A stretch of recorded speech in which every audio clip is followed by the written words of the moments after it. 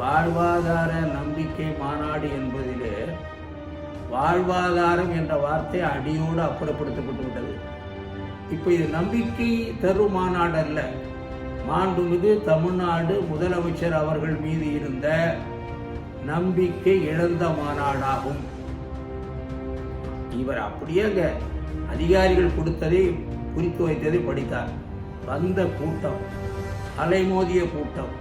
அவர்கள் முதலமைச்சர் இருக்கிற போதே கையாண்ட வார்த்தை நெருப்புகள். நாடாளுமன்ற தேர்தல் வரட்டும், நாங்கள் பாடம் புகட்டுவோம். இந்த கூட்டத்தை நாங்கள் கூட்டி முதலமைச்சர்கள்ட்ட காட்டியதே இந்த சக்தியை நாம் இழந்துவிடக்கூடாது என்று முதலமைச்சர் அவர்கள் நினைக்க வேண்டும் என்றுதான். எல்லா கோரிக்கைகளும் எங்கள் ஆட்சியில நாங்கள் நீங்கள் நம்பிக்கையோடு இருங்கள், நாங்கள் படிப்படியாக நிறைவேற்றுகிறோம் என்று சொல்லுவாரே தவிர அந்த ஆசிரியர்களை அன்றாட சித்திரவதைப்படுத்துகின்ற இந்த ஆணையர் பதவி விடுவிக்கப்பட்டதாக நேற்று அந்த அறிவிப்பில் இல்லை. கொள்ளாததையும் செய்வோம் சொன்னதையும் செய்வோம் என்று சொல்லி வந்தவர்கள் அந்த வார்த்தையே வராமல் முதலமைச்சர் ஜாக்கிரதையாக இருக்கிறார் என்பதுதான் எங்களுக்கு இப்பொழுது நம்பிக்கையே போய்விட்டது.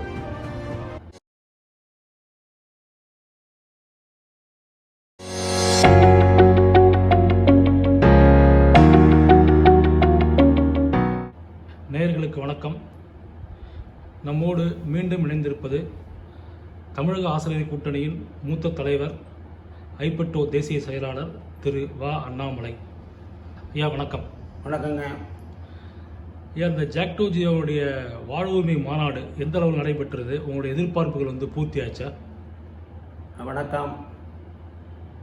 தனி அன்பிற்குரிய வேல்ஸ் மீடியா செய்தியாளர் அவர்களுக்கும் நேயர்களுக்கும் தமிழக ஆசிரியர் கூட்டணியின் சார்பில் எங்களுடைய வணக்கங்களையும் வாழ்த்துக்களையும் தெரிவித்துக் கொள்கிறோம். ஜாக்டோ ஜியோ கூட்டமைப்பின் வாழ்வாதார நம்பிக்கை மாநில மாநாடு செப்டம்பர் மாதம் 10ஆம் தேதி சென்னை தீவுத்திடலில் மிகவும் எழுச்சியுடன் நடைபெற்றது.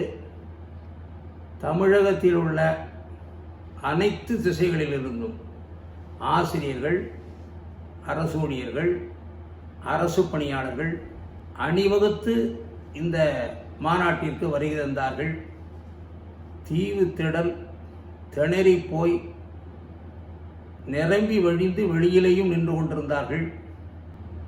அதில் சில அறிவிப்புகள் நம்பிக்கையோடு வரும் என்று எதிர்பார்த்து வருகை தந்திருந்தார்கள்.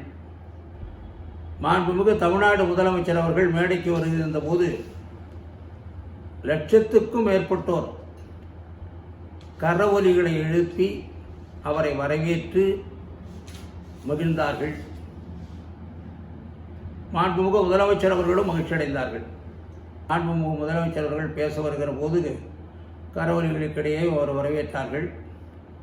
அதற்கு பிறகு நான் அரசியல் பேசுவதில்லை, இருப்பினும் நான் சொல்லுகிறேன், நாங்கள் இந்த 6வது முறையாக ஆட்சி பொறுப்பேற்றதற்கு ஆசிரியர்கள், அரசு ஊழியர்கள், அரசு பணியாளர்கள் தான் காரணங்கள் என்பதை நன்றியோடு இந்த நேரத்திலே நான் தெரிவித்துக் கொள்கிறேன். நன்றி மறக்க மாட்டோம் என்பதையும் சொன்னார்கள். எங்களுக்கு கூட அது இதய பற்றுதலை மீண்டும் உறுதிப்படுத்துவதாக இருந்தது.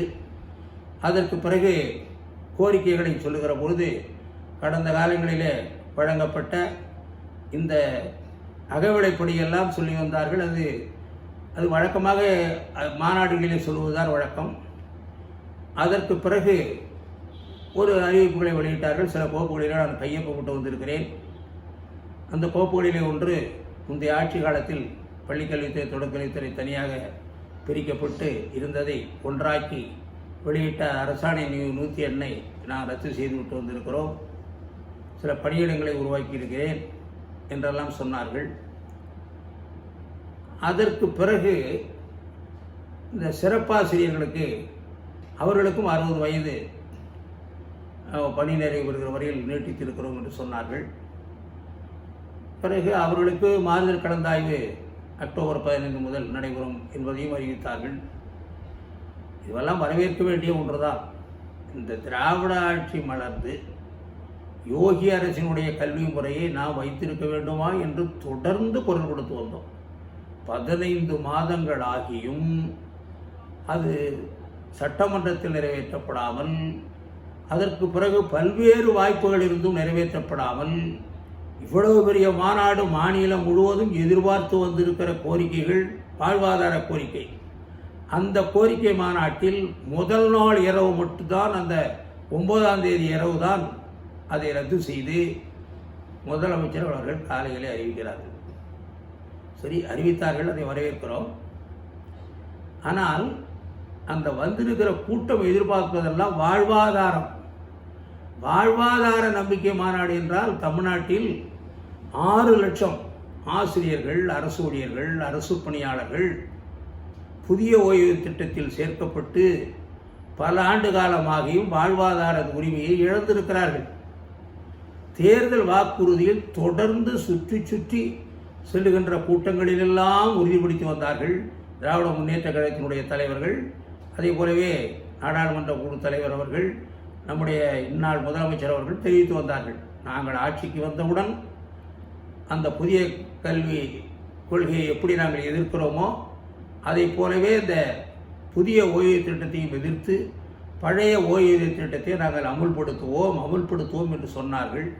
15 மாத காலமாகிவிட்டது. ஒரு நாளாவது சட்டமன்றத்தில் கேள்விகள் கேட்ட பொழுது முதலமைச்சருடைய அந்த வார்த்தையில் பழைய ஓய்வு திட்டத்தை நாங்கள் நிச்சயமாக அமுல்படுத்துவோம், இந்த ஆட்சியின் மீது நீங்கள் நம்பிக்கை வையுங்கள் என்று சட்டமன்றத்தில் என்றாவது ஒரு நாள் ஒரு உறுதியாவது நினைவுபடுத்தி சொல்வார்கள் என்று நாங்கள் எதிர்பார்த்தோம். மிகச்சரியாக எல்லா கோரிக்கைகளும் எங்கள் ஆட்சியில் நாங்கள் நீங்கள் நம்பிக்கையோடு இருங்கள், நாங்கள் படிப்படியாக நிறைவேற்றுகிறோம் என்று சொல்வாரே தவிர இந்த பழைய ஓய்வூதிய திட்டம் என்கிற வார்த்தையே அந்த சட்டமன்ற பேரவையிலும் சரி பொதுக்கூட்டங்களிலும் பயன்படுத்தாமலே இருந்து வருகிறார். ஒரு நிதியமைச்சர் அவர்கள் இது அவ்வளவு சாத்தியக்கூறல்ல பழைய ஓய்வு திட்டம் அமல்படுத்துவது என்று சொன்ன போது கூட ஒரு மறுப்பை கூட இவர் சொல்லவில்லை. அவர் சொல்றாரு, நிதியை பொறுத்து நான் நிறைவேற்றுவேன் என்று கூட அங்கு சொல்லியிருக்கலாம், அது கூட சொல்லவில்லை. எல்லாம் போகட்டும், நாங்கள் மாநாடு போட்டதே இந்த வாழ்வாதார கோரிக்கையாக தான். அந்த மாநாட்டில் எதுவும் சொல்ல வேண்டாம். மாண்புமிகு தமிழ்நாடு முதலமைச்சர் அவர்கள் கலைஞரின் பிள்ளை. இவ்வளவு கூட்டம் நம்மளை எதிர்பார்த்து அலைமோதி கொண்டு கருவொலிகளுக்கிடையே வரவேற்கிறார்களே, ஒரு வார்த்தை, நீங்கள் எந்த நோக்கத்திற்காக வாழ்வாதார நம்பிக்கை மாநாடு என்று போட்டீர்களோ அந்த வாழ்வாதார கோரிக்கையான பழைய ஓய்வூதிய திட்டத்தினை உறுதியாக எங்களுடைய ஆட்சி, என்னுடைய தலைமையில் இருக்கக்கூடிய ஆட்சி, கலைஞர்களுடைய பிள்ளையின் ஆட்சி நிறைவேற்றியே தீருவோம் என்பதை இந்த மாநாட்டில் உங்களில் ஒருவனாக நான் அறிவித்துக் கொள்கிறேன். அதற்கான சாத்தியக்கூறுகளை ஆராய்கின்ற பணியை நாளை முதல் நாங்கள் தொடங்கி நடத்துகிறோம் என்று ஒரு வார்த்தை சொல்லியிருந்தால் இது முறைப்படி நடத்துவதற்கு 6 மாத காலம் ஆகும். எல்லோருக்கும் தெரிந்த உண்மைதான். ஒரு வார்த்தை சொல்லவில்லை. சரி, அது போகட்டும். நீண்ட காலமாக இடைநிலை ஆசிரியர்கள் பிரச்சனை இருக்கிறது. சம வேலைக்கு சம ஊதியம், ஊதிய முரண்பாடுகள் என்று அந்த கோரிக்கையும் எங்களிடம் வந்து உள்ளது. நீங்கள் சொல்லியிருக்கிறீர்கள், முன்மொழிந்து பேசியிருக்கிறீர்கள். அவர் முன்னால் தான் ஒருங்கிணைப்பாளர்கள் பேசுகிறார்கள். அந்த கோரிக்கையும் எங்களுடைய பார்வையில் இருக்கிறது. நிச்சயமாக அதையும் நாங்கள் நிறைவேற்றுவோம். பேரறிஞர் அண்ணா கொண்டு வந்த ஊக்க ஊதிய உயர்வு, அது பழைய நடைமுறைப்படி நடத்த வேண்டும் என்று சொல்லுகிறீர்கள். அதுவும் எங்களுடைய பரிசீலனையில் இருக்கிறது. நிச்சயமாக செய்வோம் என்று இதுபோன்று நாங்கள் வழிமொழிந்து பேசுகிறார்கள். அதை பெற்றுக்கொண்டு கூட உண்மைதான், இதையெல்லாம் நீங்கள் நம்பிக்கையாக இருங்க, நான் செய்கிறோம் என்று கூட அந்த வார்த்தையை கூட திருப்ப சொல்லியிருந்தால் அந்த அவ்வளவு பெரிய மாநாட்டிலே வந்தவர்களுக்கு நிச்சயமாக ஆறுதல் மட்டுமல்ல, இல்லை நம்பிக்கை இருக்கு, நிச்சயமாக நம்முடைய முதலமைச்சர் அவர்கள் செய்வார்கள் என்ற நம்பிக்கை வந்திருக்கும். ஆனால் பொதுவாகவே முதலமைச்சர்கள் இது போன்ற மாநாட்டில் கலந்து கொண்டால் அதுவும் ஒரு நிறைவாக வருகிற பொழுது அந்த குறித்து வருவார்கள். சில கோரிக்கைகளை அறிவிப்பார்கள், சில கோரிக்கைகளுக்கு நம்பிக்கை தெரிவித்து செல்வார்கள். இவர் அப்படியே அங்கே அதிகாரிகள் கொடுத்ததை குறித்து வைத்ததை படித்தார். அதற்கு பிறகு படிப்படியாக நிறைவேறவோ எங்கள் மீது நம்பிக்கை வையுங்கள், உங்களில் ஒருவனாக இருப்பேன் என்று சொன்னார்கள். நிதி நிலைமை சீரானவுடன் செய்கிறேன் என்றார்கள். 2 ஆண்டுக்குள்ள 2 லட்சம் ரூபா கோடி கடன் வாங்கியாச்சு. ஏற்கனவே 4 லட்சம் கோடியாக இருந்தது, இப்போ 6 லட்சம் கோடி கடன் இருக்கிறது என்று நிதியமைச்சர் தான் சொல்லுகிறார். எந்த காலம் கடன் தீர்வது? எப்பொழுது எங்களுடைய கோரிக்கைகள், இந்த பழைய ஓய்வு திட்டம் அமல்படுத்தப்படுவது? அந்த வார்த்தையே வராமல் முதலமைச்சர் ஜாக்கிரதையாக இருக்கிறார் என்பதுதான் எங்களுக்கு இப்பொழுது நம்பிக்கையே போய்விட்டது. பயன்படுத்துறதே அந்த பழைய ஓய்வு திட்டங்கிற வார்த்தையை பயன்படுத்துவதே இல்லை, பயன்படுத்தாமல் பார்த்துக் கொள்கிறார். ஆசிரியர்களிலும் சொல்கிறார். உண்மையாகவே நினைக்கிற போது ராஜஸ்தானில் எந்த அறிவிப்பும் கொடுக்காமல் பழைய ஓய்வு திட்டம் அமல்படுத்திக் கொண்டிருக்கிறார்கள். சத்தீஸ்கரில் அமல்படுத்திக் கொண்டிருக்கிறார்கள். பஞ்சாபிலே அமல்படுத்த தொடங்கிவிட்டார்கள். ஜார்க்கண்டிலே தொடங்கிவிட்டார்கள். கோரிக்கையை சொல்லி சொல்லி உறுதிப்படுத்தி சொல்லாததையும் செய்வோம், சொன்னதையும் செய்வோம் என்று சொல்லி வந்தவர்கள் ஒரு வார்த்தைக்காவது ஒரு நம்பிக்கையை இந்த மாநாட்டிலே ஊட்டியிருக்க வேண்டும்.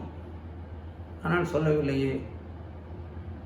எங்களை பொறுத்தவரையில் வாழ்வாதார நம்பிக்கை மாநாடு என்பதிலே வாழ்வாதாரம் என்ற வார்த்தை அடியோடு அப்புறப்படுத்தப்பட்டு விட்டது.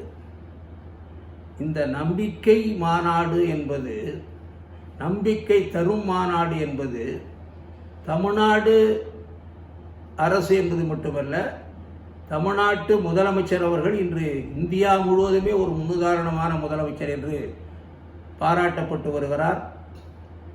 எல்லோருமே அவருடைய எளிமையான அணுகுமுறை பிடிக்கிறது.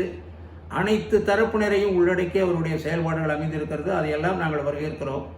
ஆனால் ஆசிரியர்கள், அரசு ஊழியர்கள் 18 லட்சம் பேர் நாங்கள் ஆட்சிக்கு வந்ததுக்கு நீங்கள் தான் காரணம் என்றெல்லாம் சொல்லுகிறார்கள். நன்றி தெரிவித்துக் கொள்கிறேன் என்று சொல்கிறார்கள். ஆனால் 1 கோடி வாக்காளர்களை மையப்படுத்திய இவர்களிடம் ஒரு வார்த்தை நம்பிக்கையை கூட அவர்கள் தெரிவிக்கவில்லை என்று சொன்னால், வந்த கூட்டம், அலைமோதிய கூட்டம், அவர்கள் முதலமைச்சர் இருக்கிற போதே கையாண்ட வார்த்தை நெருப்புகள் எங்களை போன்ற உணர்வாளர்களால் தாங்கிக் கொள்ள முடியவில்லை. நாங்கள் எல்லாம் எதிர்பார்த்ததுதான் இது. அதனால் இப்போ இது நம்பிக்கை தரும் மாநாடு அல்ல, மாண்புமிகு தமிழ்நாடு முதலமைச்சர் அவர்கள் மீது இருந்த நம்பிக்கை இழந்த மாநாடாகும். அதோடு மட்டுமல்ல, சங்கங்களை பொறுத்தவரையிலும், எங்களை பொறுத்தவரையில் தலைமைகள் மீது இயக்க உறுப்பினர்களுக்கு நம்பிக்கை இழந்த மாநாடாகவும் ஆகிவிட்டது என்று நாங்கள் உள்ளபடியே வேதனைப்படுகிறோம். இதற்கெல்லாம் அடிப்படையான காரணம் ஆசிரியர்கள், அரசு ஊழியர்கள், பணியாளர்கள் நலனை மட்டுமே மையப்படுத்துகிற தலைமைகள் தான் நன்மைகளை தொடர்ந்து செய்ய முடியும். அரசியலை பொறுத்தவரையில் தனிப்பட்ட முறையில் நேசிப்பது என்பது வேறு, பாசம் காட்டுவது என்பது வேறு. ஆனால் அவர்களிடம் அறிமுகமாகி அதை வைத்துக்கொண்டு நாம் தனிப்பட்ட முறையில் எந்த நன்மையும் அடையப் போவதில்லை. ஆசிரியர்களுக்குத்தான், அரசு ஊழியர்களுக்குத்தான், பணியாளர்களுக்குத்தான் அந்த நன்மையை செய்ய முடியும். ஆகையால் அந்த உணர்வோடு வந்தவர்கள் உள்ளபடியே பாதித்து சென்றிருக்கிறார்கள். இன்னும் சொல்லப்போனால் இந்த வாட்ஸ்அப்பில் வருகிறது எல்லாம் எங்களை போல நீண்ட காலமாக தலைவர் கலைஞர் அவர்களின் மீது பற்றாளர்களாக இருந்தவர்களால் தாங்கிக் கொள்ள முடியவில்லை. நாடாளுமன்ற தேர்தல் வரட்டும், நாங்கள் பாடம் புகட்டுவோம் என்று வாட்ஸ்அப்பில் தொடர்ந்து போட்டு வருகிறார்கள். நேற்று முதற்கொண்டு பல்வேறு விதமான வார்த்தைகளை போடுகிறார்கள், எழுதுகிறார்கள். எங்களால் அதை படித்தே தாங்கிக் கொள்ள முடியாத ஒரு சூழ்நிலை இருக்கிறது. அதனால் மாண்புமிகு தமிழ்நாடு முதலமைச்சர் அவர்கள் மீண்டும் இந்த IAS அதிகாரிகள் மீது கொண்டுள்ள அந்த நம்பிக்கையை நாங்கள் வீணாகவில்லை. தனிப்பட்ட முறையில் இருக்கக்கூடிய மூத்த அமைச்சர்கள் இருக்கிறார்கள். இல்லை, எங்களை போன்ற மூத்த தலைவர்களை கேட்க வேண்டாம், உளவுத்துறை இருக்கிறது, கொஞ்சம் ஆய்வு செய்யுங்கள். இது அவ்வளவு சாதாரணமாக அலட்சியப்படுத்திவிடக்கூடிய ஒன்றல்ல. இந்த கூட்டத்தை நாங்கள் கூட்டி முதலமைச்சர்கள்ட்ட காட்டியதே இந்த சக்தியை நாம் இழந்துவிடக்கூடாது என்று முதலமைச்சர் அவர்கள் நினைக்க வேண்டும் என்றுதான். ஆனால் வந்த சக்தியை ஒரு வார்த்தை பேசியிருந்தால் அந்த சக்தியை நம்மால் தக்க வைத்திருக்க முடியும்.